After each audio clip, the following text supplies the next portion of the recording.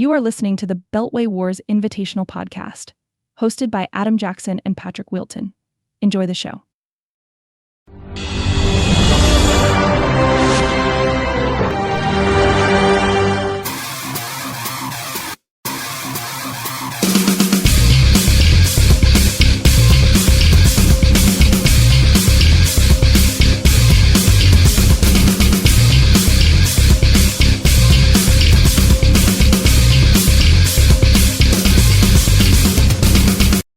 And welcome back to the Beltway Wars Invitational Podcast show with your host Adam Jackson, Patrick Wilton, here as always, going over the Week 9 matchups, the Week 9 results.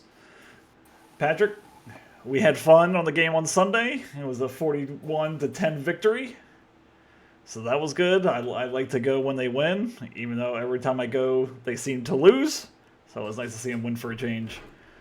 Anything that you saw after the game, during the game, anything like that interesting of note?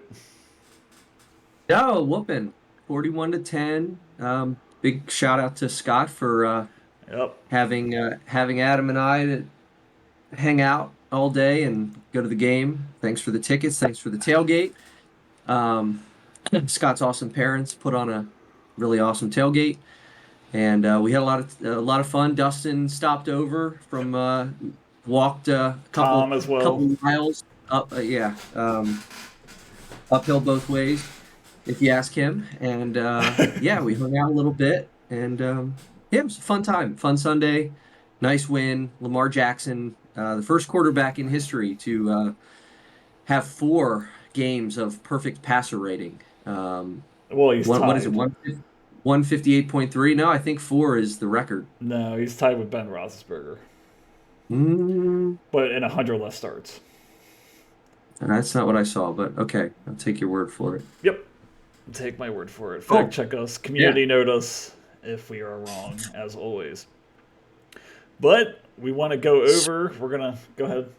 You want to say something? No, special election edition. You were supposed to say that. Special election edition of the Beltway Wars Invitational Podcast. We're recording this on Monday night, so the results, just as is going to be the case tomorrow night, the results are not going to be in just yet, and they are not in this week. We have, I think, 5 of our 6 matchups at 99% chance. Scott's still hanging on with a 12% shot, so take everything we say. We're recording this Monday night at about 7:45. So we'll see what happens if Scott's able to pull out a miracle comeback. Won't be too big of a miracle, but it will make a difference in the standings. For sure. And as I will say, get out and vote, but it'll be too late by the time this comes out. So never mind. Vote next election if you didn't vote in this one. You'll have this out in 3.5 hours. I haven't decided that yet. Okay. Because I want to do some editing, and that I don't want to feel rushed.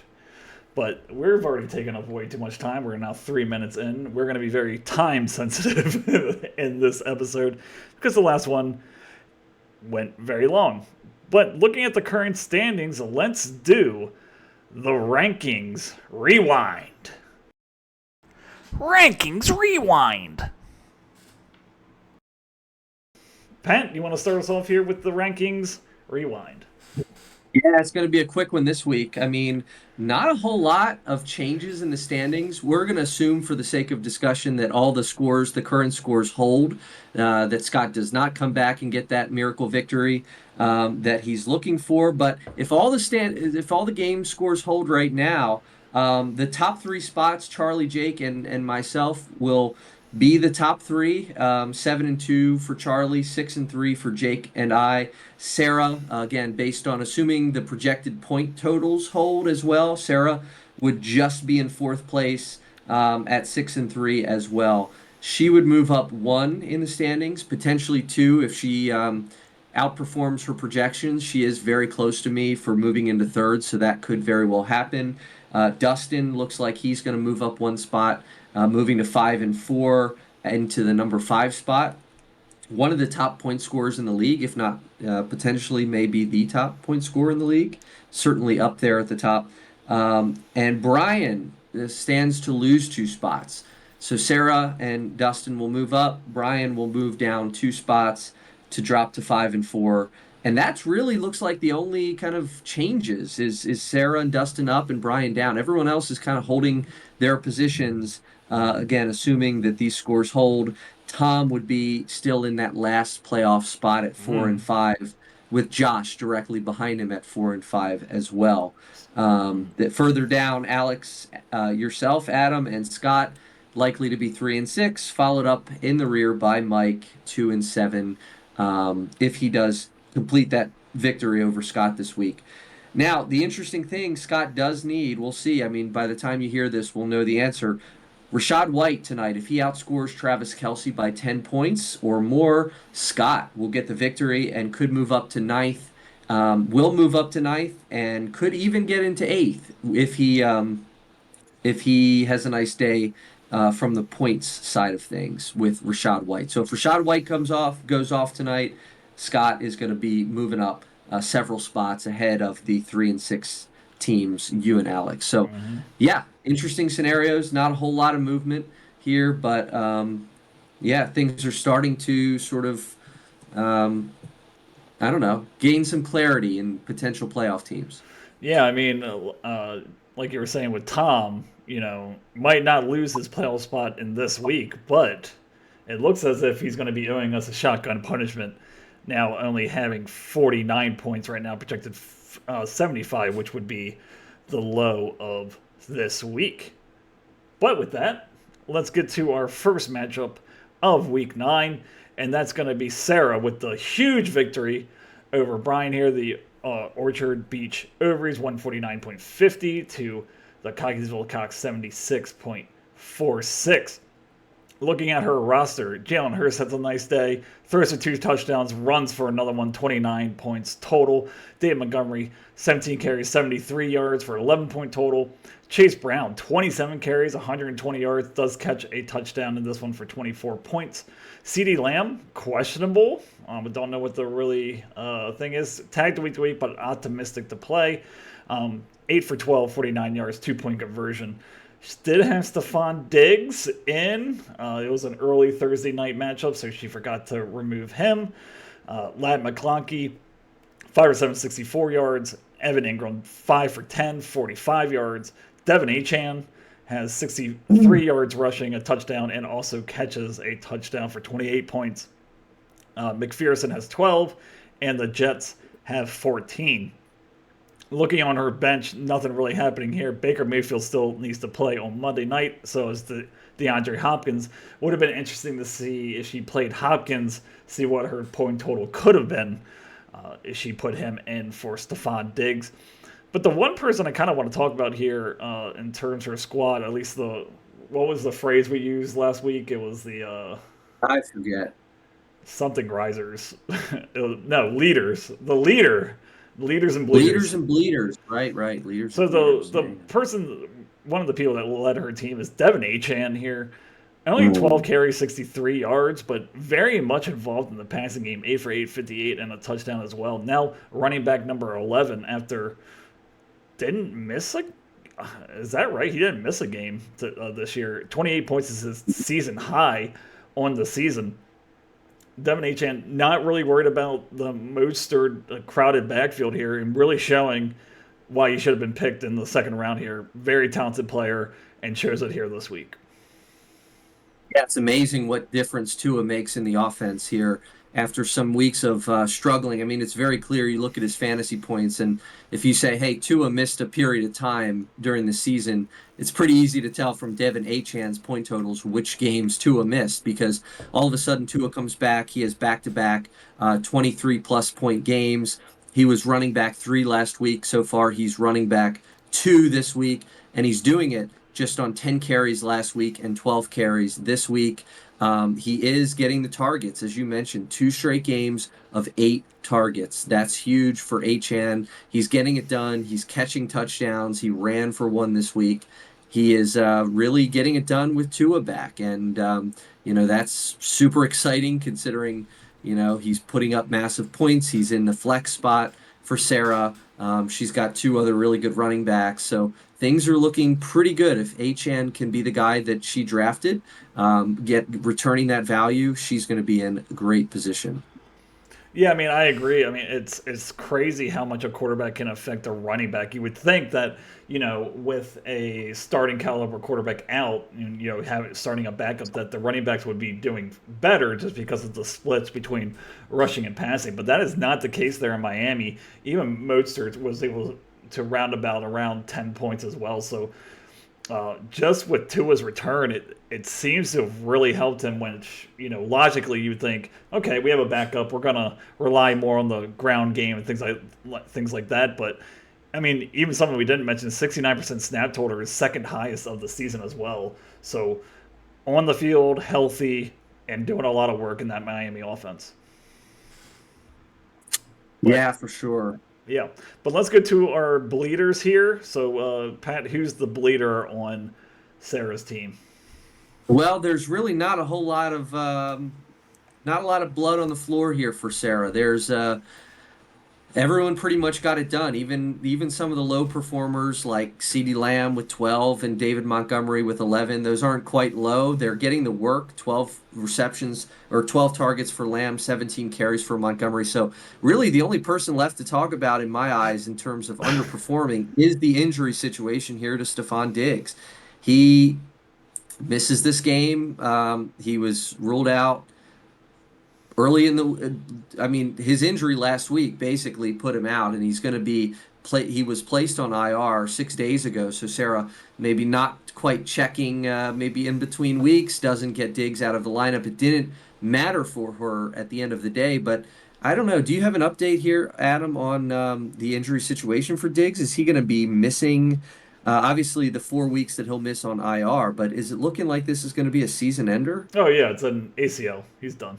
It is an ACL. Yep. Okay. So droppable, right? Yes, droppable. And did we want to talk about the situation we had during the game with this Well, situation? that cat's out of the bag now. All Uh, yours, buddy.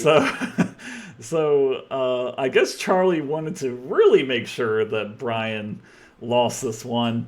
Texted Sarah saying, "Hey, Sarah, you should contact Pat and Adam and see if they'll just let you switch out a player on your bench for Stephon Diggs, who played on Thursday night."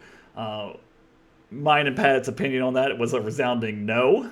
But we thought it was an interesting thing to bring to the rest of the fantasy managers, that there is some behind the scenes things going on, and we want to make stirring the pot, if you will. Yes, Patrick. So just wanted to make sure everyone was aware of that, and that we are totally transparent in our decision makings. That being said, that if you have that situation with Charlie, please feel free to reach out to me and Pat as well, and maybe we'll have a difference of opinion regarding that. But let's go. Public shaming might be the only way to change behavior. So Well, if you know sorry, Charlie, Charlie. public shame does not affect him whatsoever. So Well, uh, we just wanted to make sure everyone knew that. But going over to Brian's squad, really disappointing day, 76.56. Still now going to be 5-4 on the season. Kyler Murray, just a really rough day. 13 to 20, 154, no touchdowns. Josh Jacobs, 13 carries, 95 yards. Little involvement in the passing game, no touchdowns as well. Joe Mixon, 24 carries, 106 yards and a touchdown, 16-point day. Huge there in Houston. Jamar Chase, 7 for 1143. I don't even know who this is. Jalen Cooker? I don't want to. Yeah, 2 for 3, 36 yards. Josh Downs with the return of Joe Flacco, 6 for 9, 60. Jake Ferguson, 7 for 10, 71 yards. He does have Jalen McClellan in there, but he is out for Monday night, so I don't think that he's going to change that from there. Just with the point totals as they are. we do have the auto sub. The auto sub is I going can't to see that. be Yeah.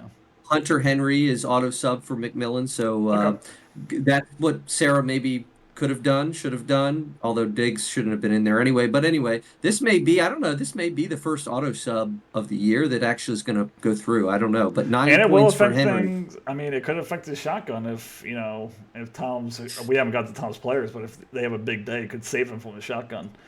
Um, True. Curry Fairbairn 8 points, and the Bills with 3. Looking on the bench, nothing really happening here. Debo Samuel on bye, Russell Wilson on bye, Jalen Wright, third wheel in that Miami offense. Hunter Henry does have a nice day, 9 points there. But I guess my leader for, I mean, it's kind of obvious for Brian Squad is Joe Mixon. I don't think any of us saw this type of season coming from him. Just the amount of work that he's getting. 28 years old, getting to the end life of fantasy running backs. But I mean, my goodness, 25, 25, 24, 30.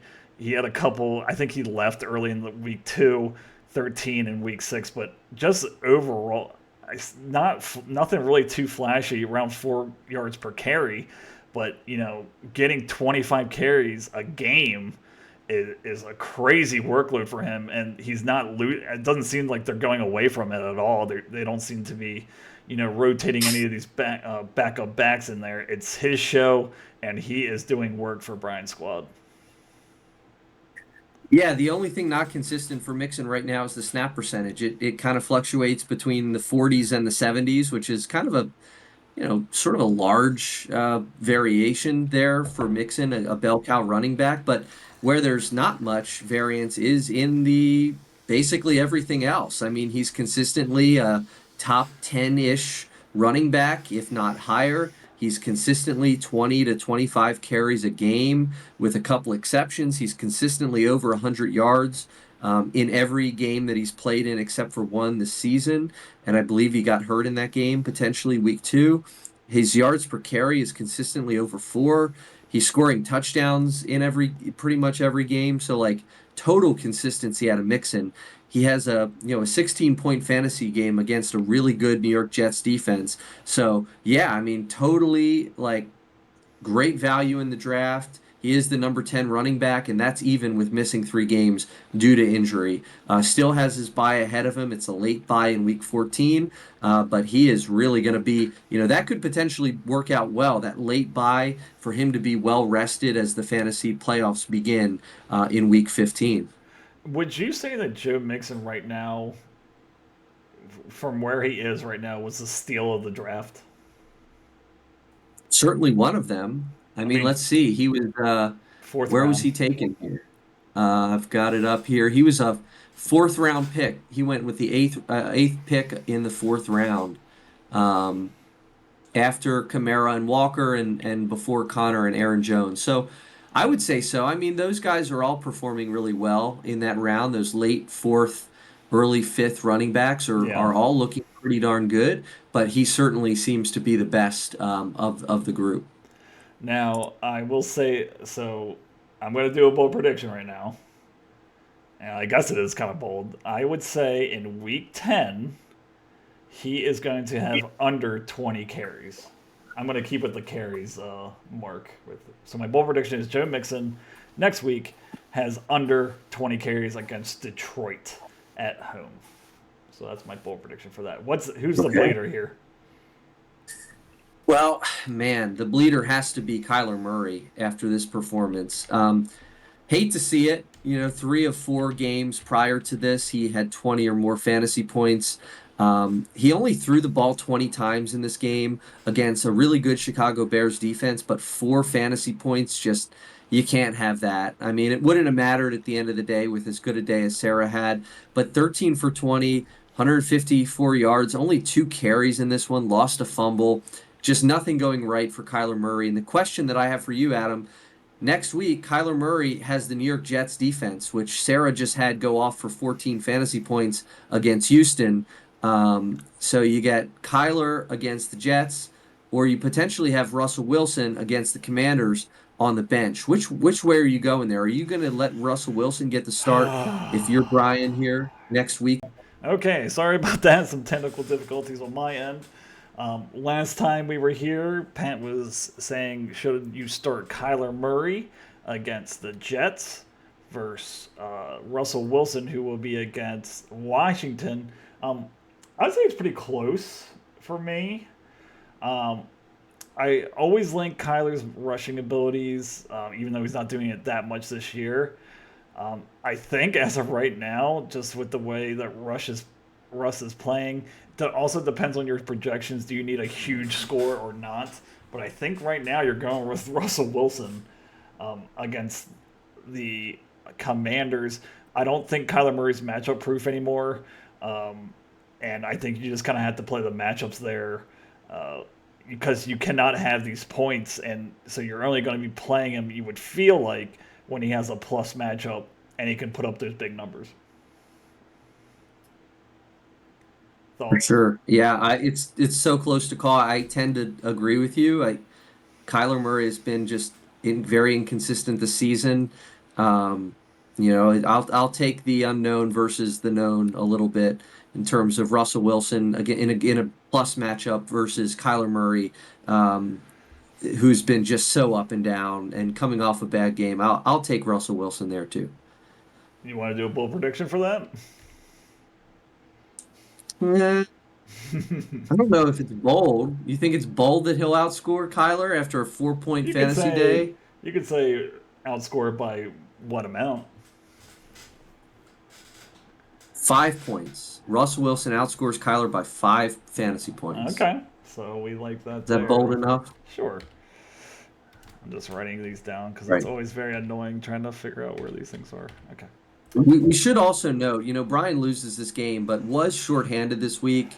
Yeah. In addition to having Deebo Samuel on bye, he was without Amari Cooper, who missed this game with an injury, and he was without Brian Robinson, who had a hamstring injury, missed his second game of the season. So he presumably will have those guys back along with Deebo Samuel if all things go well.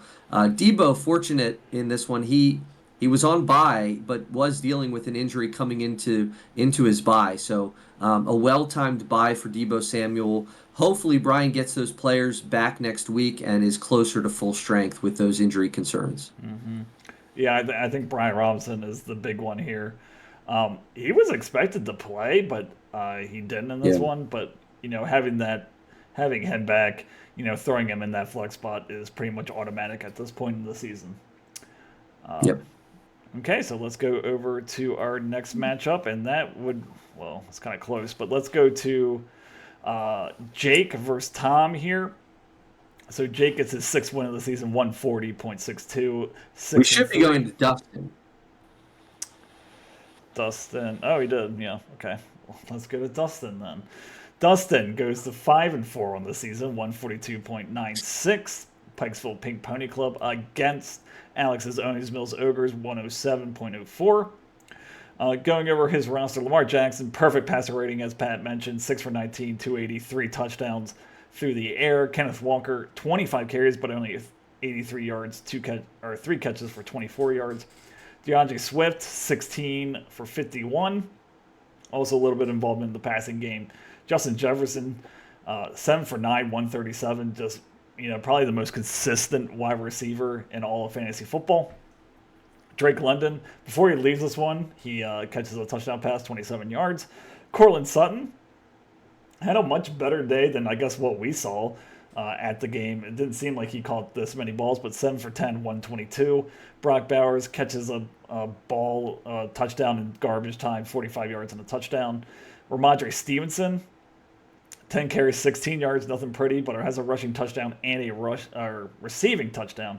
Dicker the kicker misses a field goal here, but 2.5, and Cincinnati's defense 13. Looking on his bench, Aaron Rodgers, has a nice day here, but you're never starting him over Lamar. Roma Dunze, though, 5 for 7, 104, and Baltimore's defense has 10 points as well. My leader for, Dustin, it's to no surprise, I would say, is Lamar. Having an MVP season, perfect passer rating, leaves this one because we were just so far ahead. Number one quarterback, number one, overall fantasy player, has not gone under 16 points this season, as well, averaging around the mid 20s. Just an overall, just masterful fantasy season out of the quarterback, and someone that was drafted in the third round as well. Behind, I think, was he drafted behind? You can look this up. Was he drafted behind C.J. Stroud?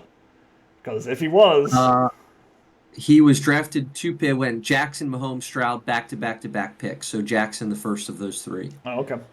But yeah, I mean, obviously great value in the third round if you're going to pick a quarterback that early, get the best one, and Jackson has been the best one through 9 weeks. He has. I mean, what more can you say about him? And the crazy thing is, like, 23 fantasy points, that's great. He only ran 3 times for 4 yards, which is the wild thing. You know, threw 3 touchdowns in this game on just 19 pass attempts. So, like, low volume passing, low volume on the ground. He's still able to get you 24 fantasy points, which is good for quarterback number 5 this week. Like, to get a top 5 performance in a week with such low volume for him is just an impressive floor for a guy to have in fantasy. I mean, he has been, great all year. His lowest game is 16 fantasy points. So like you talk about a high floor, high ceiling, that is Lamar Jackson at the quarterback position. Yeah, I mean, I think like the most impressive. I mean, obviously, his stats all around are amazing, but I think the most impressive one is just 2 interceptions on the season. Like he's not turning the ball over. He's making smart plays. He's getting the ball into his playmakers. Zay Flowers had a big game this week. Just letting them do what they do and not make any mistakes. And that's really been the big thing here is that, the floor is crazy. The floor is probably the highest of any fantasy football player right now, where it's just like you're consistently getting 20 points. You can basically bank Lamar Jackson for 20 points a week. So who's our bleeder on Dustin's team? I'm going to go. It's hard to poke holes in a team when they score 142 fantasy points, but I just want to highlight just a concerning trend that I'm seeing with a couple of these guys and a couple running backs, actually. Both guys scored double digit fantasy points, but Kenneth Walker and Ramondre Stevenson both have been struggling a little bit from the efficiency standpoint. Walker, 25 carries. You love that. I mean, that's great. 83 yards, though. Like, if you're going to get 25 carries, you want him to hit that 100 yard mark. He has been under 3 yards a carry in 4 of his last 5 games. Walker has been under that kind of that the 4 yards a carry. I sort of see as like, that's kind of the marker for me. If you're over that, great. If you're under that, maybe you're in a little bit of trouble there from an efficiency standpoint. And Ramondre Stevenson, just 10 for 16, gets bailed out to some degree with the late touchdown to send the game into overtime. But like Walker, he's also struggled from the efficiency standpoint. He's also been 4 yards a carry or less, although in every game but two this season, including 4 of his last 5. So I just look at those two guys, their efficiency, and if they're not getting into the end zone, which they both did this week, um, I'm sorry, Walker did not. Walker did not get into the end zone. But I don't know, does it concern you that those two guys, you've got two really inefficient running backs kind of on the same team who are going to be starters every week?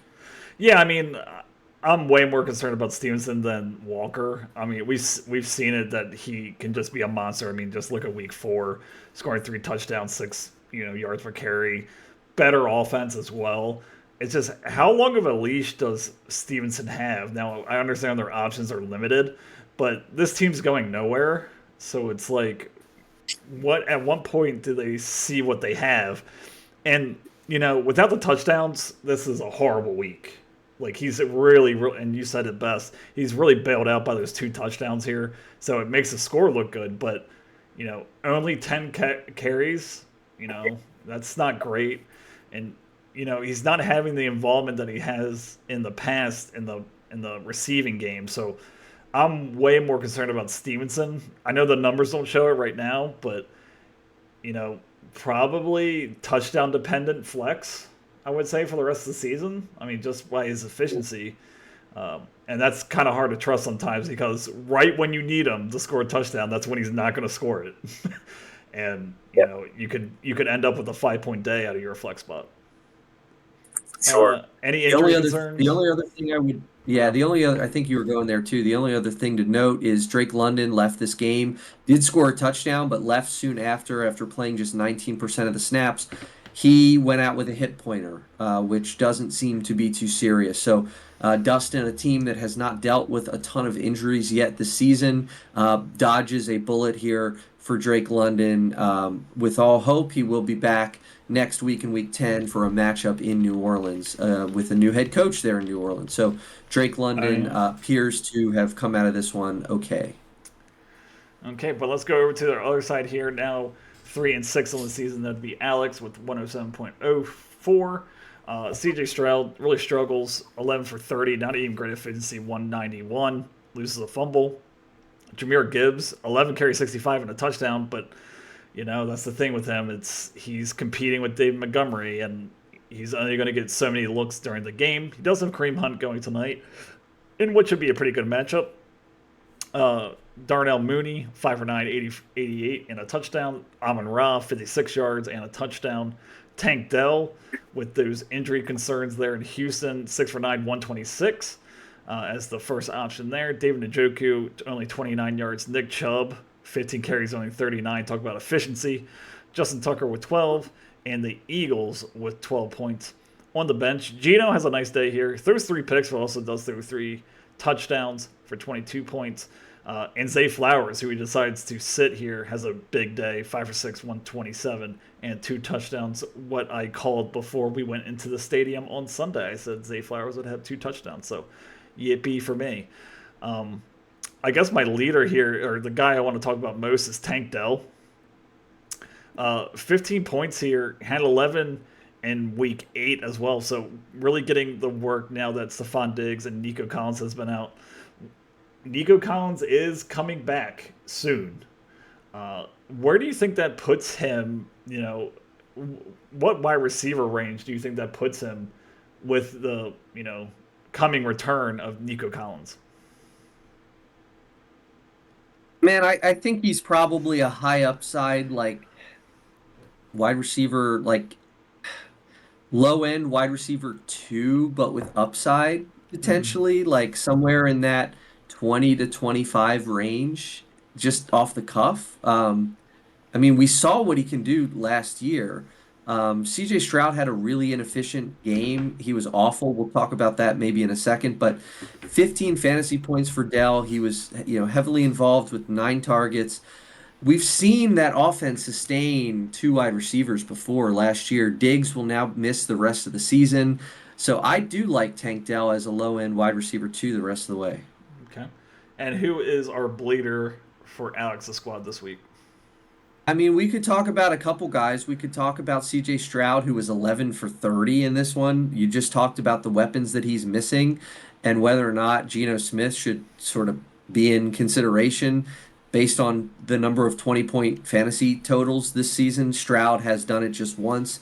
Geno has done it now three times this season. So that's a question that I want to ask you. But I do want to open up a conversation about Nick Chubb here. 4 fantasy points. He's now been back for 3 weeks.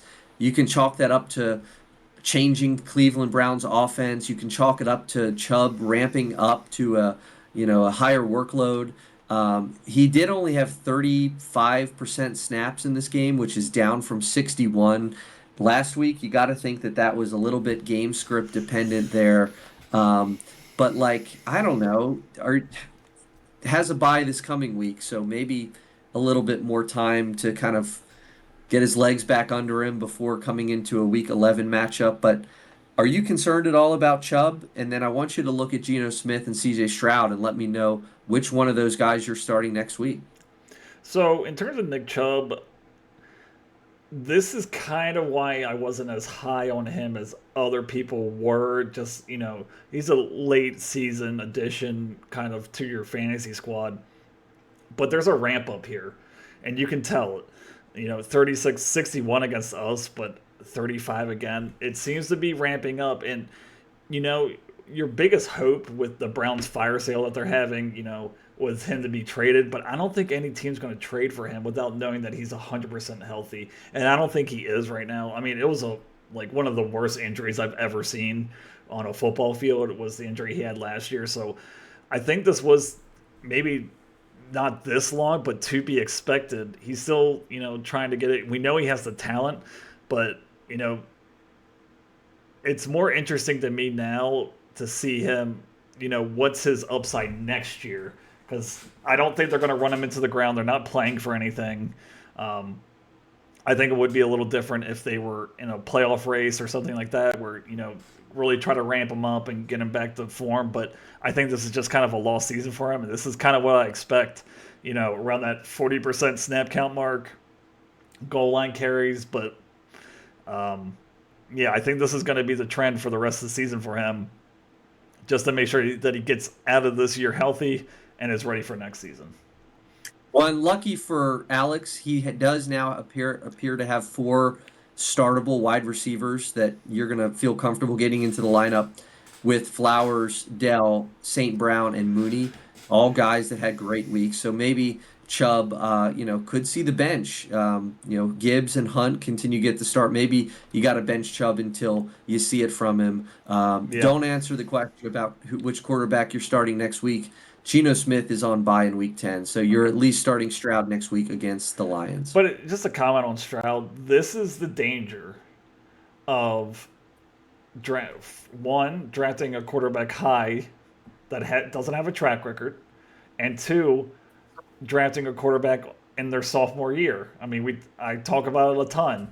Second year quarterbacks, they seem to have a regression. Last year, he was amazing. He was throwing the ball everywhere. He looked great. Looked like the next coming of Patrick Mahomes. But here, it's just not the same as it was last year. The lowers are lower and the highs aren't as high. So, if you're going to invest that much in a quarterback, in the third round, you got to make sure you hit on, a Josh Allen, Lamar Jackson, one of those types of players, Jalen Hurts, I'd even throw in there, because there was just too much unknown about C.J. Stroud. He didn't have the multiple years of being a dynamic fantasy football quarterback. And third round, I think we even said it during the draft, it was just a little too rich for my blood. Yeah, I mean, we should say too, the first three quarterbacks taken right now, Josh Allen, number 4, Jalen Hurts, QB number 6, Lamar Jackson, QB number 1. Then we got Pat Mahomes, number 23, CJ Stroud, number 16, and Anthony Richardson, number 29, and a seat on the bench. So just goes to show you the difference between a top 3 quarterback right now this year in fantasy and then the next couple selections in rounds 3 and 4. Yep. So 3 and 6, not good, but again, as Jake reminded us, you can have 6 losses and somehow still make the playoffs. So let's go to our next matchup. I'm going to go to Jake now. Yep. Jake versus Tom here. Tom does have Patrick Mahomes playing, so his score total is changing, but it's probably going to go to 4-5 on the season. And Jake with the Carlisle Cheddar going to 6-3, 140.62. Looking at his squad, Jordan Love kind of struggled in this one. No touchdowns, only 273 yards. Does throw a pick in this one. Saquon Barkley has a really good day here. 27 carries, 159 at a touchdown. Also catches a touchdown here. Alvin Kamara, like 30 carries, 155, 6 for 960 for 24 points. Garrett Wilson catches 2 touchdowns against Houston. Devontae Adams also catches a touchdown against Houston as well. Jalen Reed doesn't score a touchdown, but 5 for 6, 113. You'll take that out of your wide receiver 3 every single week. Kate Otten is playing in this one as of right now. Tyrone Tracy, 16 carries, 66. So you like the work, just bad offense. Touchdown really would have saved his day. Kicker for Minnesota misses 2 field goals, but does it 3 extra points. And the Saints score 6 points. Looking at the bench, nothing really to talk about. It's like he has a bad relationship with Dalvin Cook. It's like, oh baby, I'm done with you. Oh, I'm taking you back. Oh baby, I'm down. Only gets 2 carries in this one. Mike Williams only gets 1 catch. Jalen Tolbert does catch a touchdown in this one. Would be interesting if CeeDee Lamb is out, what his fantasy prospects would be. Williams on suspension, and Kyle Pitts with only 1 catch on the day. But my leader here for Jake's squad, obviously Saquon Barkley. Has some back soreness, so it's questionable, but seems to be fine.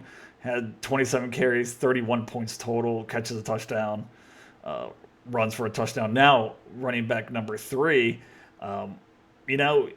there was those couple weeks there where Jalen Hurts was running the ball and vulturing some touchdowns away from Saquon. But he is just so talented, and they use him in the right way that he's a top 5 running back going forward, in my opinion. Yes, and you can expand this discussion to include Alvin Kamara. Both of these guys in the high 20s this week in terms of carries. 159 yards for Barkley, 155 yards for Kamara. Both guys involved to some degree in the passing game as well. I mean, running backs 2 and 3 in fantasy football this year. Jake really has a monopoly of high-end running backs, and those guys are just too good. I mean, look at their age. Kamara is 29. Barkley is 27. I thought Barkley was a little older. I guess he's not. But yeah, still guys with a lot of proving that they've got a lot of tread left in those tires. Barkley made some insane moves in that Eagles game, especially the sort of the backwards leap as it's being called, I think, and just really athletic. Both of these guys, huge parts of their offenses, um, you know, just unstoppable core of running backs for Jake. He, in the draft decided to go that route. He takes Barkley in the first round and gets Kamara in the fourth. Talk about steal of the draft. Yeah. I mean, Yeah. Alvin Kamara in the fourth at that value is just incredible. Certainly a guy that I think a lot of us liked, a guy that I think you liked, but no one I don't think would have expected him to have a top 5 running back season like he's having. It seems like every year, the past couple years, it's just like he just falls and then he just does Yeah. this, and it's just like everyone's just expecting the fall, and it just hasn't happened yet. I mean, really, the only real playmaker in that Saints offense, and now you have a coach change there in New Orleans. How does that affect his usage? I don't know, but probably more of the same. I mean, the new coach is going to see exactly what we're seeing. He's talented. He's every time he touches the ball, he has a chance to score. So, can't imagine that changing any of his prospects. But who is the bleeder today for Jake's squad? We got to go with Jordan Love. We got to talk a little bit about that. Now, quarterback 17 goes into a bye next week, but has had 3 straight games of under 17 fantasy points, despite a couple juicy matchups versus Houston and Jacksonville in week 7 and 8. Struggles in week 9 against the Lions. Threw 39 times, but comes out of the week as quarterback 21 on the week. Just 10 fantasy points in this one. Threw an interception. 3 carries for, I think, 0 yards. Got a 2-point conversion in there. But I just want to point out Jake does not carry another quarterback right now. He's going to need to pick one up for week 10 as Jordan Love is on bye. But then at Chicago, then San Francisco, then Miami, then Detroit. So just a murderer's row of defenses for Jake's quarterback here, Jordan Love.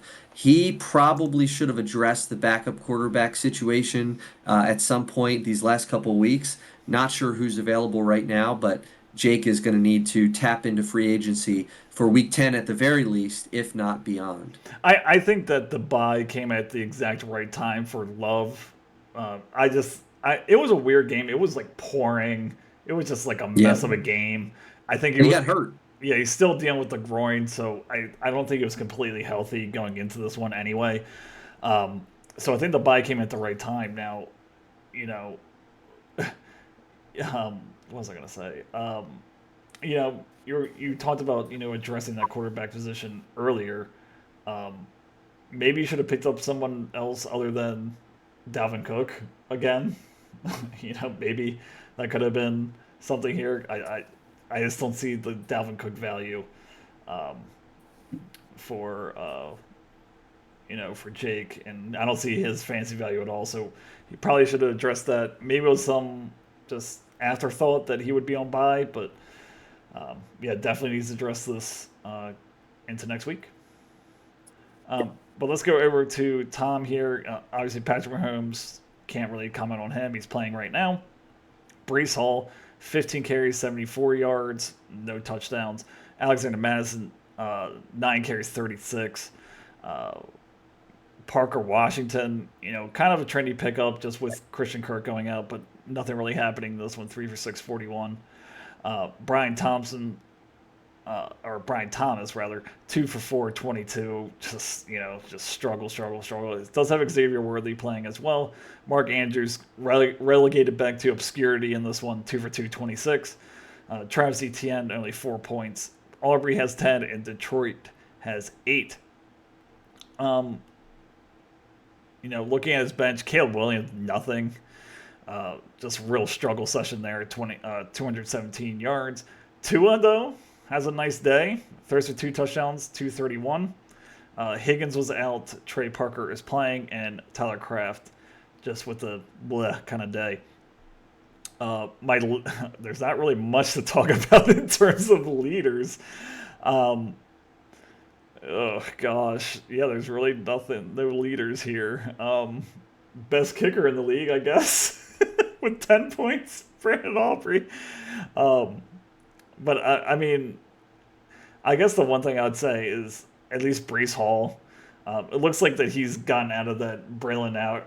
Any conversations about Braylon Allen being a thing has kind of been an afterthought now. 15 carries, 74 yards. Would have saved Xavier as a touchdown, but now number 9 ranked running back in fantasy football. Um, that Jets offense just seems to be such in transition, and you'd have to think that as they get more gelled together, that they're going to be better as the weeks go on. Yeah, I mean, look, don't force it. There's no leader here really to speak of. I mean, the workload for Brees Hall is fine, 15 carries, but aside from that, we talked about this coming out of the draft that Tom waited to get his second running back or his third running back until round 8. He took Gus Edwards in the 8th and then Trey Benson in the 10th, and that lack of depth, that kind of ignoring the running back position is showing itself up here. I mean, he may have caught lightning in a bottle there for a couple weeks with Alexander Madison, but he has a down game, just 9 carries in this one. Travis Etienne, his second round pick, 3 carries for 24 yards. Wasn't fully healthy in this game, but continues to just be outperformed by Tank Bigsby. He's got some killer, terrible matchups coming up. The Jags schedule upcoming is just awful in terms of the defenses that they're facing. Gosh, Mark Andrews 2 for 2 for 26 yards. This is a team full of bleeders right now. 3 quarterbacks in the lineup, 2 of them. Well, all 3 of them may not hit 20 points. Let's see if Mahomes can do it. Odds aren't great, as we have talked about before. So I don't know. Like DK Metcalf is on IR for Tom's team right now. He, I think, should be back. Maybe is he coming back? I can't see it. Like expected to return after Seahawks Week 10 bye. So not going to play next week. I mean, is Tom's team in trouble here? Yeah, I mean, at 4-5, I mean, you're hoping to steal a couple, some of these games while some of these players are injured, but you're starting Parker Washington right now with DK and T Higgins being out, which I think T Higgins is going to be out again this week. And you have that glaring hole at the second running back position, Madison. It's scary times, I would say, because you're like, okay, well, I have ETN, he's not getting to work now. So, like, who are you more concerned about, ETN or Madison? Well, it's relative to expectation, ETN, for sure. I mean, For sure. Madison, you didn't even expect to be the starter. ETN, 3 carries. I mean, like, at that point, just don't even play him. If you're just going to give him 3 carries, 31% of the snaps, I mean, like, if he's not healthy, just let him get healthy before throwing out there against the Philadelphia Eagles defense. So, Right. I don't know. If you're Tom, like, do you want 4 fantasy points out of him, or would you rather let him get healthy for another week and bring him back when he's healthy? I mean, Well, just you want ugh. ETN to be moved before the trade deadline. That's what you want. Well, Um, maybe. but, well, I mean, it can't be any worse of a situation he is in right now. So, like, anywhere is better than where he is. Um, but just way too talented of a player. I don't understand. I was big on him in the preseason. Just really just disappointing, and now he's getting outworked by Tank Bigsby. So just Yeah, I mean, look, lots and lots of concerns. he had to start 3 Jaguars players in this game, Yeah. in this week, and a Raider, Like just rough stuff for Tom. I'm really worried about this team. I Yeah, really am right now. especially if Andrews now is now falling back into that early season role now. That's like you cannot have that. Not with the amount of draft capital you spent on him. You need him what he was the last 3 weeks, not what he was the first 3 weeks. Um, Yeah. so But yeah, by the way, did we pick of these three quarterbacks last week? Did we pick the one to start? Like, did we do that last week? I don't remember. I think we did it 2 weeks ago, Oh, 2 weeks ago. Okay. and I was definitely wrong because I picked Caleb. He did horrible. Um, but Mahomes also didn't hit 20 points as well either. So, um, but yeah, 4-5. I would say this whole team's a bleeder right now, um, and just needs to get healthy to try to get some of these Jaguars offensive players out of his starting lineup.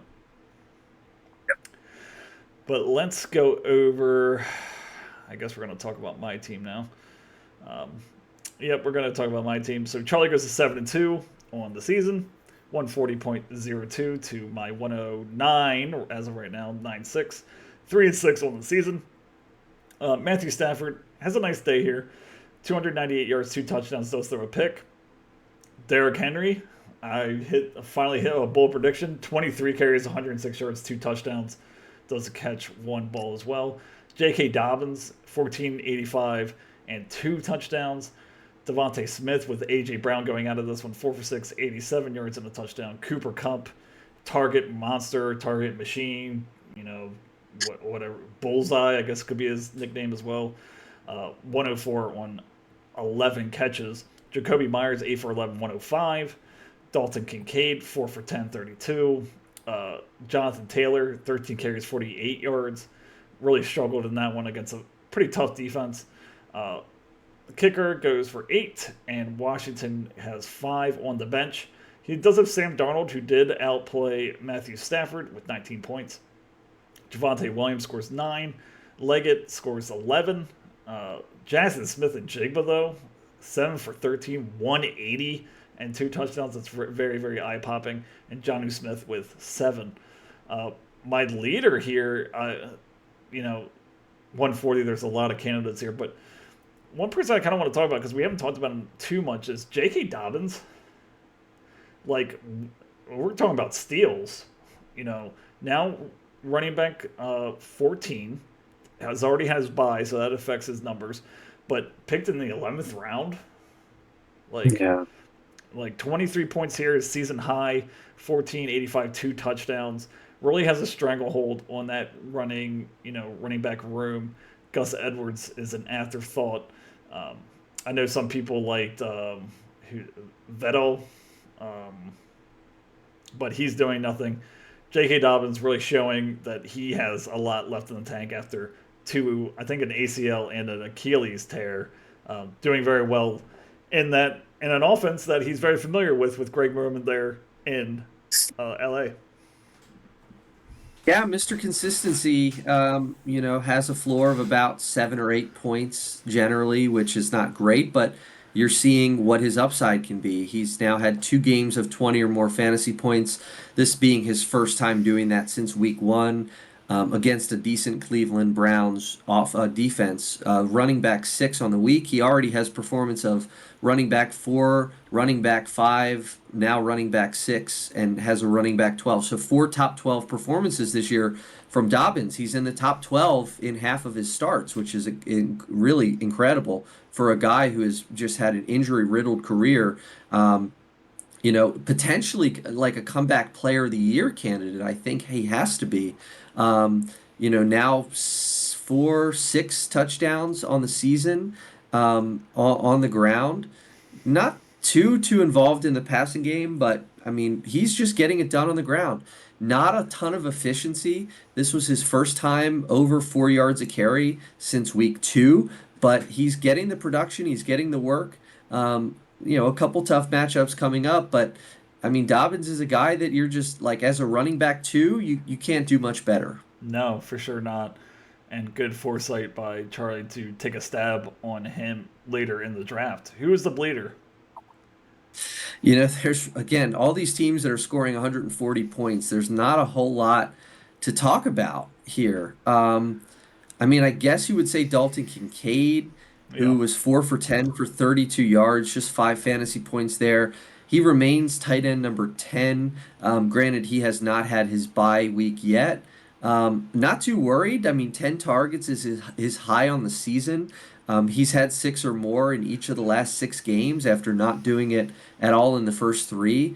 So, not really a sign of concern, just kind of a down week, an inefficient week against a team in the Dolphins who has defended the tight end position quite well this year. Does only have one sort of top 12 finish. That was in week 3. So he's not a guy that's going to be, he's not returning the value that you drafted him as. But there's so many players that are outperforming their ADP this season for Charlie that you can take you'll take 10 targets any day out of your tight end position, and he's got the horses to make a run in the playoffs.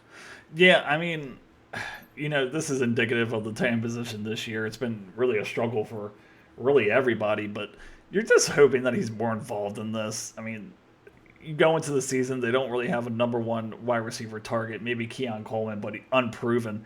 You were just hoping that, Josh Allen and him would have had, a Patrick Mahomes kind of, Travis Kelsey kind of rapport with each other. And it just hasn't been the case here. They seem to have trouble getting on the same page. It only has 6. His high catch total of the season is 6 receptions. So, um, kind of an odd offense. It's kind of like the Jets, where they're trying to figure out how all these pieces fit together. You add Amari Cooper, he was out of this one. Keon Coleman, where does he fit in? Just kind of an odd thing. You're hoping that Josh Allen just looks for him more as the season goes on. But you have some high leverage games here coming up: Kansas City, San Fran, and the Rams. And Detroit as well. So definitely going to be needed in those games where the game script should be pretty pass heavy. Absolutely. And then just to close it out here, I did want to give some props to Charlie. We roasted him a little bit earlier in the show, but like, and Jake should be paying attention to this. I mean, makes a good move here to pick up Matthew Stafford on Halloween last Thursday. Picks him up, gives him the start. As it turns out, Darnold outperformed him, from the bench just by a point or so. But Stafford, now with Puka back, now with Cooper Kupp back, Stafford, I think, is going to be a viable fantasy starting option. And so the ability for Charlie to play the matchups between Stafford and Darnold, and to be able to kind of get that quarterback wide receiver Yeah. stack with Stafford and Kupp, who had 14 targets this week, that could be pretty appealing. So we talked about Jake, needing to address that position. Stafford would have been the perfect pickup last week. Charlie beats him to the punch and gets a guy who could very, very, very easily be a top 10 quarterback potentially the rest of the way. We've seen Stafford get hot at periods, long periods of time. As long as those receivers are healthy, Stafford projects to be, I think, a top at least 15, if not top 10 quarterback. Yeah, I mean that's a great point. That stack is like probably one of the best stacks you could have in Yeah. fantasy football. Just with the amount of times that he looks for Cooper Kupp is insane. He always gets open. He's always looking for him. I mean, you look at 14 targets, you're like, wow, that's a lot. Not really, not really for Cooper Kupp. That's pretty on par of what he's kind of getting. At least past seasons as well. So really good pickup for Charlie, and it really worked out. He now has 2 capable starting quarterbacks that he can play the matchups with. But let's go to my side here. Jane Daniels has an okay day. 209 yards, 2 touchdowns, runs the ball for 35 yards. Rico Dowdle has I would guess it would say his breakout game. 12 carries, 75 yards, does catch a touchdown here. Tony Pollard, who did not practice all week, 28 carries, 128, and catches 3 balls for 26. Malik Neighbors, 9 for 11, 59 yards. Chris Olave leaves this one again. 1 for 113. Actually left on a stretcher for a concussion, so that's just how bad that was. Calvin Ridley, 5 for 8, 73 yards. Trey McBride runs the ball in for a touchdown, 3 for 4, 35. Mostert, 10 carries, 56 yards, does lose a fumble in this one. And I have my kicker going right now, not going well. And Minnesota's defense scores 13. On my bench, I had some injury and bye concerns. Brock Purdy, Jordan Mason out on bye. Mike Evans out for the next couple weeks. Deontay Johnson, 0. Jawan Jennings on bye and hurt. And Elijah Moore, only 4 points. My leader here that I want to talk about, Rico Dowdle. Kind of unsung, bad running offense.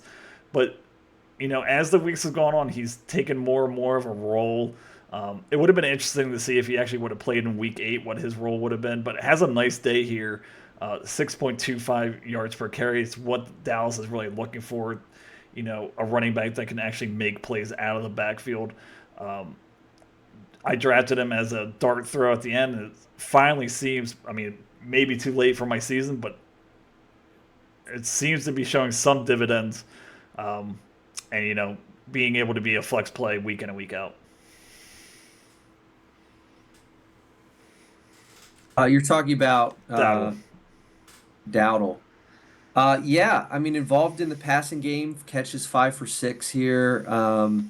Dallas is in some dire straits right now, and they found some success using Dowdle. It was by far his highest snap percentage of the game by more than 20 percentage points, 71%. Dalvin Cook is not going to be relevant. Ezekiel Elliott, I don't think is going to be relevant.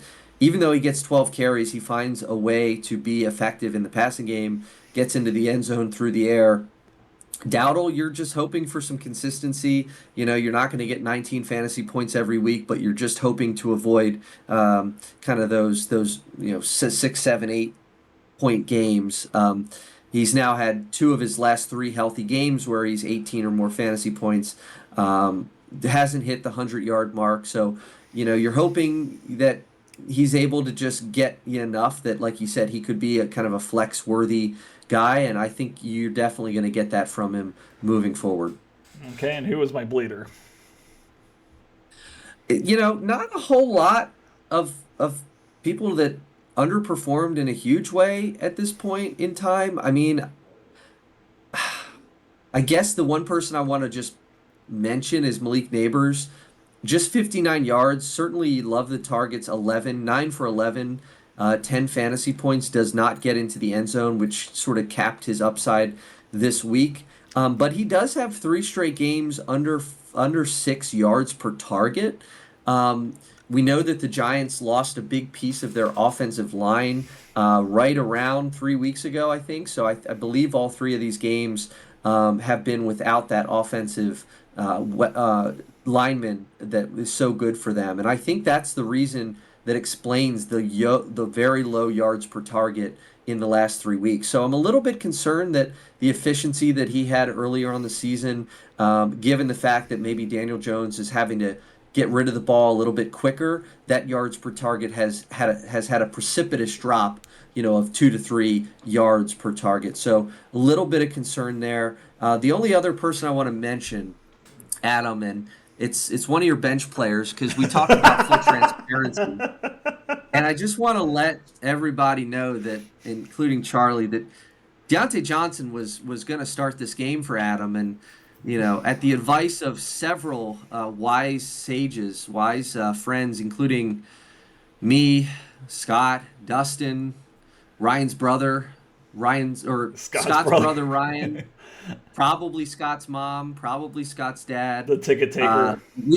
We convinced them that maybe Deontay Johnson should sit this one out, and that's basically what he did in this game. He barely played. Let's see, what was his snap percentage? 30%. I can't even believe it's that high. We didn't see him on the field most cases. So Deontay Johnson sits this one out. Mostert gets the start.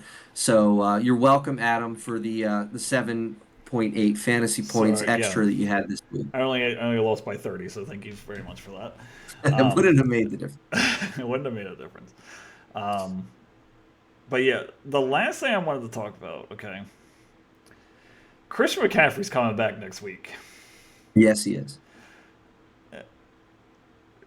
What are my expectations for Christian McCaffrey the first week that he comes back? Now, I will say this right now, spoiler alert, I am starting him next week, no matter what. I go with the old adage of start your studs. If they're active, you start them. What are my expectations against Tampa Bay next week for Christian McCaffrey? I don't know, but I don't think you can afford to think too much about it.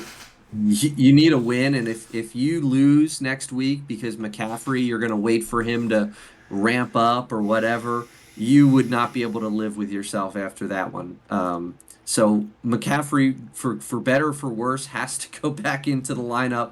You hope that with as careful as they've been with him earlier on in the season, now you're learning that you can't really always trust what the 49ers are telling you from an injury perspective. There's been a lot of talk about that team and how they treat and report injuries.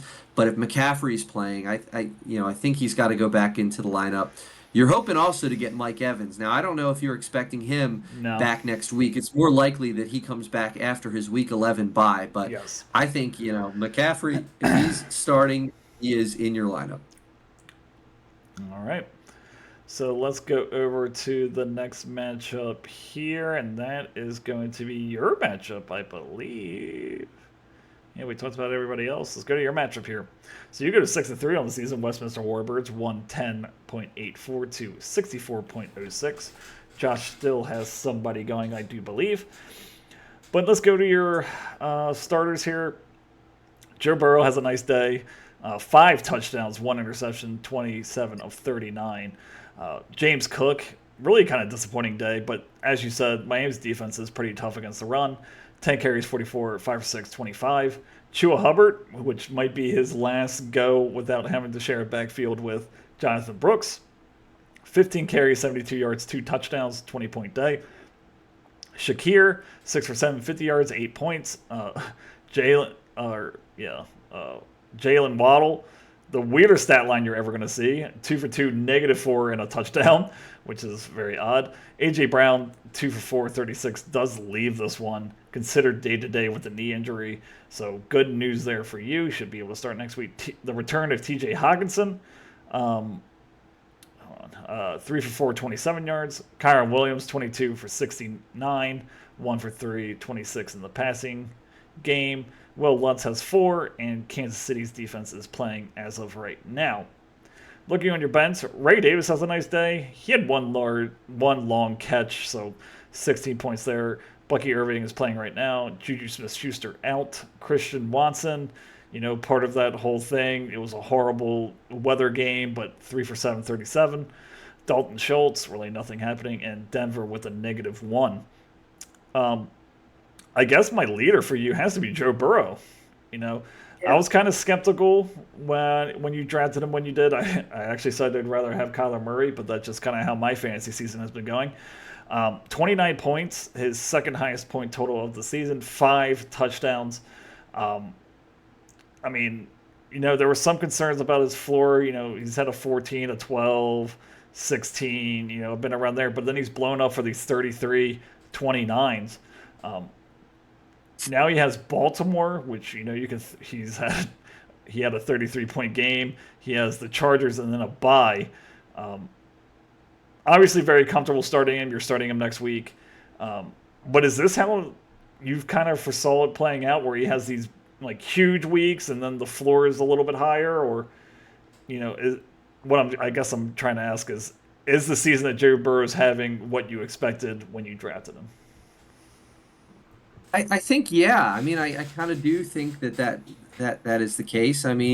Look, I knew he would be throwing the ball a lot. I knew that the Bengals had traded away Joe Mixon or let him. What did they? I guess they let him walk right in free Yeah. agency, perhaps. But he's consistently in the high 20s. Into the 30s in terms of pass attempts. He's not going to be the guy that throws 50 times a game, but he's also not going to have any of these like Lamar Jackson 19 attempts kind of games either. So his passing volume is consistent enough that his floor is going to be safe, and I know that his ceiling is going to be the 2 5 touchdown games that he's had already this season. One of them against Baltimore, 33 points. Fantasy points in week 5. and then the 29 this week against the Vegas Raiders. So yeah, I'm happy with it. Right now, he's a top five quarterback. Has not had his bye just yet. Has that in a couple weeks, but yeah, I'm perfectly pleased to keep rolling him out there. Mm-hmm. And you drafted him in the fifth round. I think that was behind. Can you give me the quarterbacks that were around there? Yeah, I took him after Richardson, That five worked. players, four players after Richardson, and about a round before Kyler Murray. Okay. So Yeah, it's definitely worked yeah, out. Who was your bleeder? yep.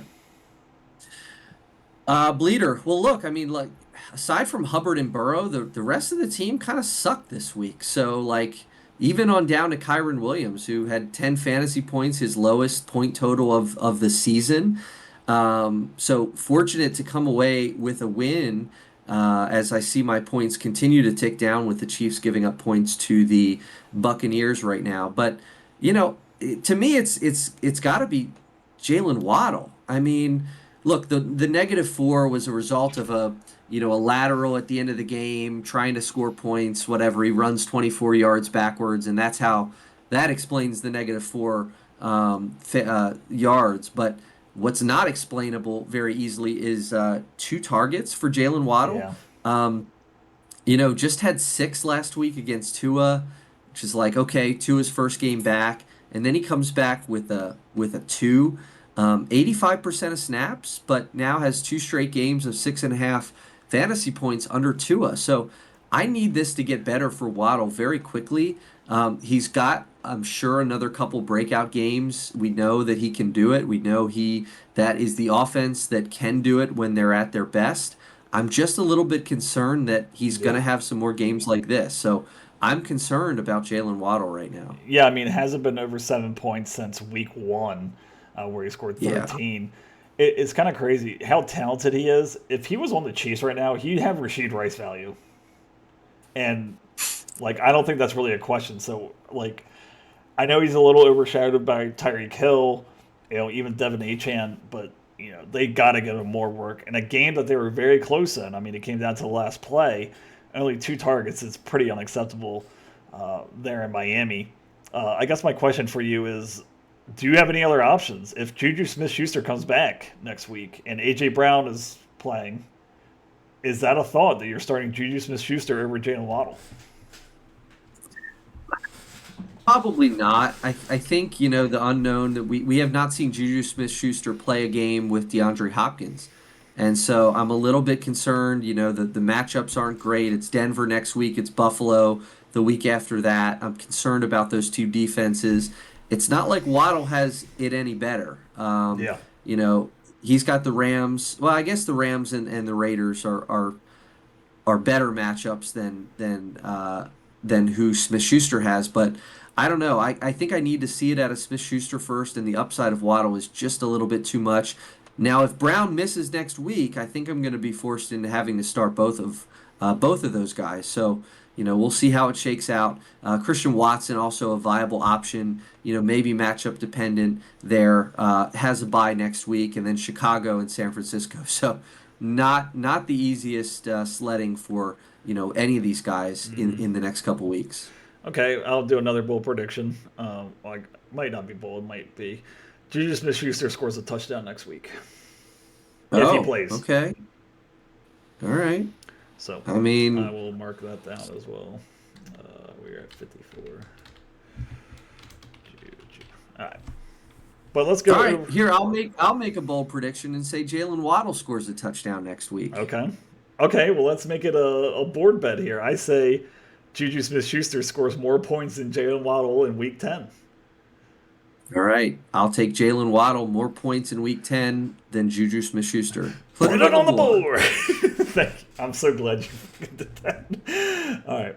So, any injury concerns here other than Juju if he doesn't play? But yeah, other than that, you look pretty healthy. Nope, Hawkinson came back, played just 45% of snaps, but did get 4 targets. So nice to get a win without Hawkinson kind of fully ramped up.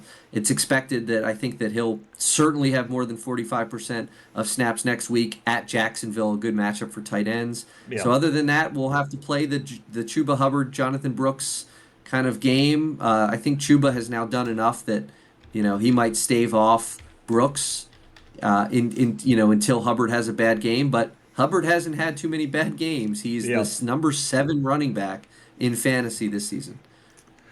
All right, so let's go over to Josh's squad here. Really disappointing week. Goes to 4-5 on the season. The Pasadena Plague starts Joe Flacco here. Ooh, God, my goodness, just couldn't really. Well, maybe could have saw it coming. Minnesota's a really good defense. 16 for 27, 179, and a touchdown or an interception rather. Does lose a fumble as well for 3 points on the day. Devin Singletary, second fiddle behind Tyron Tracy, 7 carries, 33 yards. Has to start Justice Hill, 5 for 15, 3 for 343. Puka gets ejected from this one for throwing a punch, and only goes 1 for 4, 11 yards. Cedric Tillman, though, 6 for 11, 75 and a touchdown. Has a nice day here. Has a good rapport with Jameis Winston. Wandale Robinson, 3 for 4, 10 yards, nothing doing. Zach Ertz, 1 catch for 5. Romeo Dobbs, 4 for 5, 28. Buckert is playing right now. He has 4 points, and the Chargers defense scores 20. On the bench, he has Trevor Lawrence, having a pretty good day against Philadelphia, 169, 2 interceptions, but does run the ball in twice for 2 touchdowns. And Demarcus Robinson, I guess we couldn't really sell that coming with, Cooper Kupp and Puka Nacua playing in this one, but 6 for 9, 94 and 2 touchdowns. My leader for this is, it's pretty obvious, but Cedric Tillman, 3 straight games of over 13 points, 12 targets, 9 targets, 11 targets. He seems to be the go-to guy there in Cleveland with Jameis Winston, and we know that Jameis will throw the ball. He will throw it in tight windows. He'll throw it when the windows are closed. He will force the ball to people, and maybe from a NFL perspective that's not great, but for a fantasy football perspective, and with being the owner of Cedric Tillman, that's really good news for you. I don't know that I've ever seen this where you have a guy that was playing like 30% of snaps all of a sudden without an injury, right? Like the Browns didn't lose. Well, they lost Cooper. I guess they traded Amari Cooper. Yeah, okay. So maybe that is. But still, 12 targets, 9 targets, 11 targets in the last 3 games. Yeah, sign me up for that all day. The only terrible part about it is he's on bye next week. He's on this hot streak, and he's going to sit out a week. When Josh needs to win some of these games. Tillman, a good pickup for Josh. Got him in free agency on October 23rd. He has certainly delivered. You're starting him until otherwise, he proves otherwise. So lots of target volume in that Jameis Winston-led passing attack. Even when they're terrible, he's proving here that he can earn his keep. 11 targets, gets into the end zone. Terrible game for the Browns, but a good day for Tillman. Yeah, if he continues this, I'm not saying the touchdowns are going to keep going or even the yardage, but if these targets continue, and they don't really add anyone next year, he's a very interesting player to see, who the quarterback's going to be there. I don't think anyone thinks it's going to be Watson there next year. I think that they can finally financially cut him if needed. But if Jameis starts there and, Cedric Tillman, he could be a late round kind of wide receiver that could really, skyrocket to like a top 20 wide receiver for next year. But, as of right now, 3 straight games, doing very well. Who's the bleeder here? Lots of bleeders on this team right now, but we've talked about the issue at running back ever since Pacheco went down. Najee Harris has been great, but he was on bye this week, so you end up having to start Devin Singletary, who we've talked about him in recent weeks. He has certainly lost that job to Tracy with the Giants. Just 7 carries for 33 yards. Efficiency-wise, he's still 4 to 5 yards per carry, but just not getting the work. Hasn't done enough. And it's unfortunate. The Giants are hitting a part of their schedule where they can face some teams that allow a lot of running backs to succeed, including Carolina, including Dallas, including Tampa Bay. But unfortunately, Singletary's flame is just about out here. Unfortunately, only gets 7 carries out of Singletary, only 5 carries out of Justice Hill. Yeah.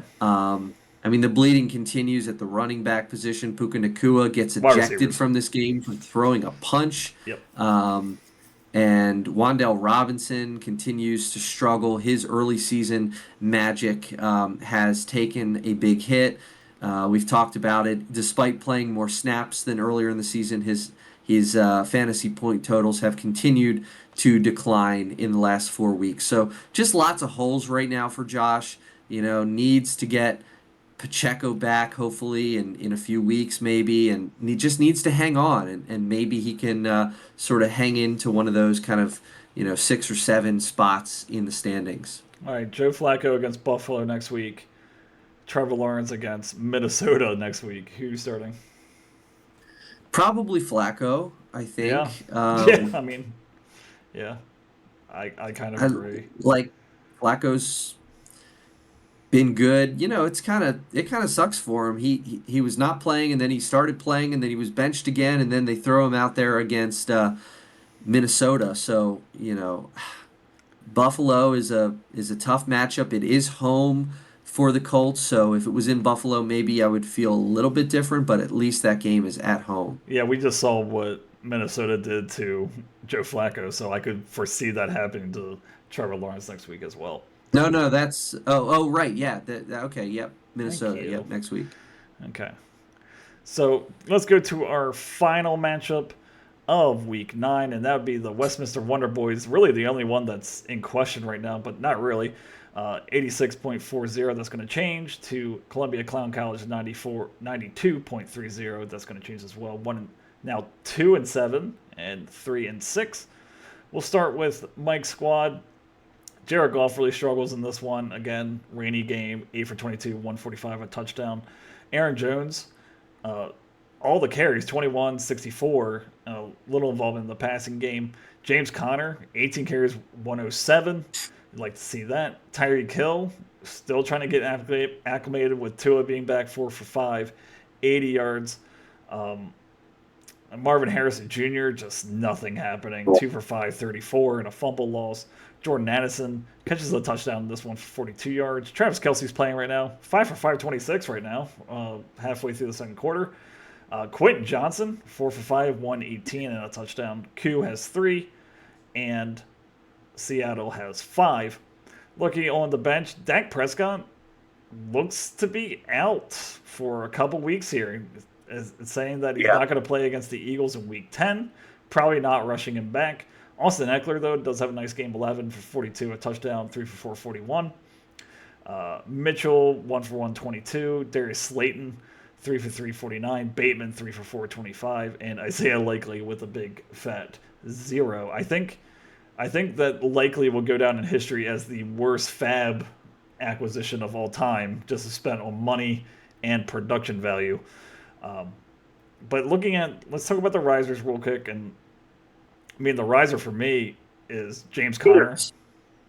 Leaders. Oh, leaders. Yeah, sorry. Riser, leader, whatever. James Conner. 3 straight games of over 10 points. Only 48% snap count here, but does the most with it. 18 carries, 104, 6 yards a clip. That offense, again, kind of struggling. Kyler Murray kind of struggling, but he's been pretty consistent. Every single game except 2 over 10 points. So, we talk about these mid-round running backs that have really produced. I think you have to put James Conner at that, being number 13, the 13th ranked running back thus far. Yeah, just super solid, super consistent. Doesn't have a 20-point fantasy day, only has one, I guess 2 top 10 performances this season. They came in the first 2 weeks of the season. So, steady as she goes here. The snap percentage certainly can be explained by the game script. They were down most of this game. They trailed Chicago in this one. So, got his workload when he was in the game, but certainly taken out of the game in passing situations, trying to speed up the offense, score trying to come back in this one. So that is certainly explainable. Does have the Jets next week, which is a really tough matchup, and then goes on bye, but does have some nice fantasy matchups in the playoffs well, I should say if I was going to say if Mike can get there, but yeah, Yeah, tough maybe not. sledding. Yep. Who is the So bleeder no, but here? I agree. He's Yeah. just Mr. Consistent right now. Yeah, not the least sexy running back of all time, but just produces when he's given the opportunity. Who's the bleeder here? The bleeder, the bleeder this week. Let's go with, boy, am I going to have to go back to the quarterback position again? I think I might need to, but that's certainly explainable by the fact that this game was played in the rain. Uh, but regardless, I mean, just 22 pass attempts, only had 15 last week. Hasn't just it's weird. It's so weird with Goff. Like from an NFL standpoint, he's been a really good quarterback, but He's in the the MVP fantasy discussion. he is. He absolutely is. But the fantasy production just hasn't quite been there. I mean, he's only gone over 20 fantasy points twice this season, out of 8 games, so not a very good percentage there. Is only the quarterback 15 on the season. We talked about CJ Stroud at 16, so he's got CJ Stroud like numbers, but his efficiency has been so good that from a fantasy perspective, he's just not great. He's an accurate passer. He completes a high percentage of his passes, and he just doesn't throw a ton. I Yeah. mean, he's had a few games like under 20 passing attempts. An offense that we thought would be, obviously has quite a few weapons, but their running game is just so good that the Lions keep winning and Goff just doesn't need to do too much. Yeah. They have like too many Derrick Henrys on their team. It's like we have Yeah. one, they have two. Like David Montgomery and Jameer Gibbs. Now, each of those probably aren't to the talent level that he is or even the production, but they have to get their work and they have to get their touches. And, you're splitting it between two people now. That's less of the amount of times that Jared Goff needs to throw. I mean, week 2 was kind of the weird one where he threw for 55 times. But, I mean, you see 28, 23, 18, 25, 25, 15, 22.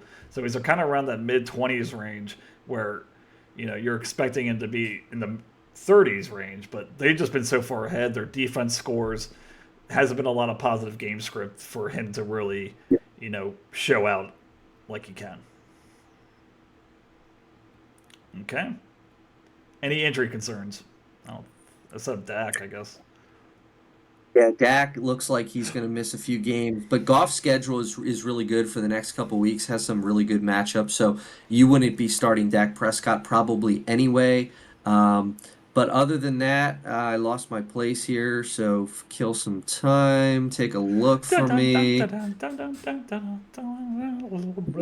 Okay, yeah, no really other injury concerns. Darius Slayton is questionable. He did play.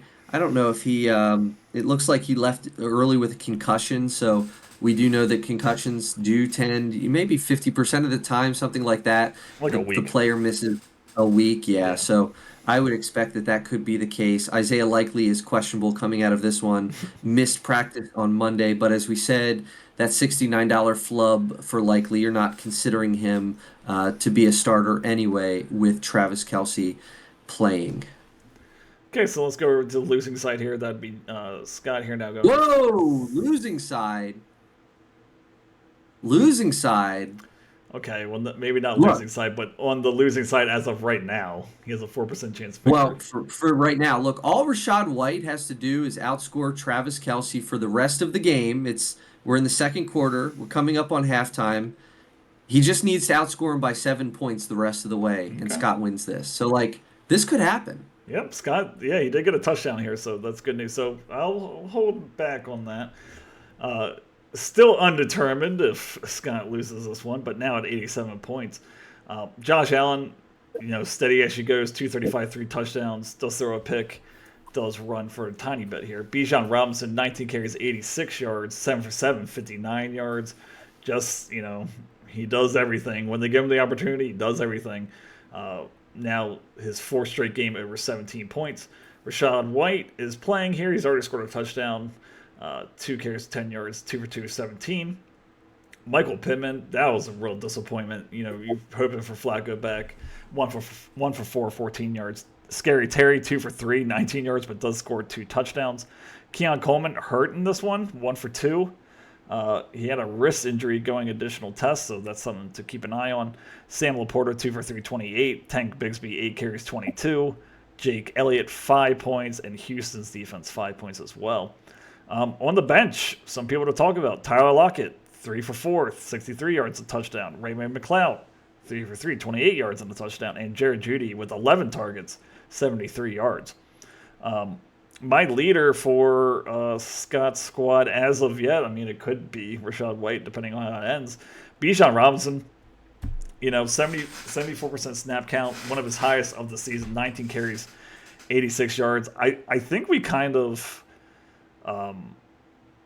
downplay how effective and how much he's used in the passing game. This is his second straight game with 7 targets, 7 catches. Just a real integral part of that offense. Kirk Cousins is looking for him out of the backfield. It's just all been about, can he get on the field enough, and it seems to be trending in that right direction.